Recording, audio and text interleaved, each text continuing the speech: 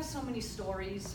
I could sit here all day and tell you the horrific stories as we've heard from the very courageous people who got up and shared their personal encounters with DHCD and how they've been poorly treated and how the system dehumanizes. I think it is an indictment of our Commonwealth. I mean, how we treat the most vulnerable among us is really a reflection of who we are. And I think we're better than this.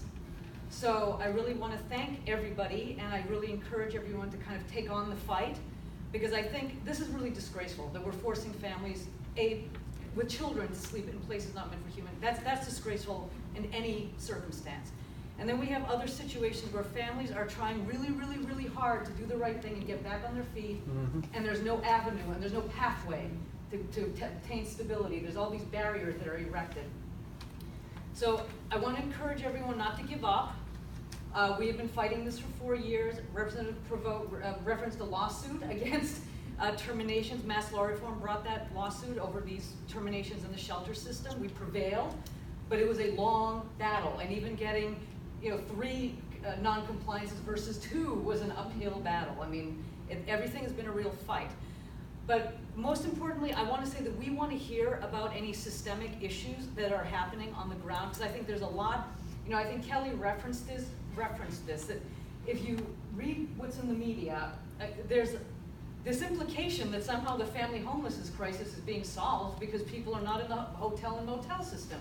And by no means is anybody claiming that motels are a good place for families. We recognize this, but they're a better place than a car or sleeping in a bridge or in an emergency room. There's a lot of hidden homelessness, and along with gentrification that's happening in a lot of our urban centers, people are being displaced, and you're going to see more and more of that, and people are going to end up in a hidden state of homelessness, staying with friends, staying with families, jeopardizing friends or family who themselves might be in subsidized housing, who want to help out, but are themselves risking eviction by trying to help a family who has nowhere else to go. So we want to hear about, through Kelly, through the mass law reform, we want to hear about any issues that your clients or you are encountering in the system, because I think this is long-term advocacy, and as the administration contemplates changes to the EA shelter system, which is always happening, we really have to be on top.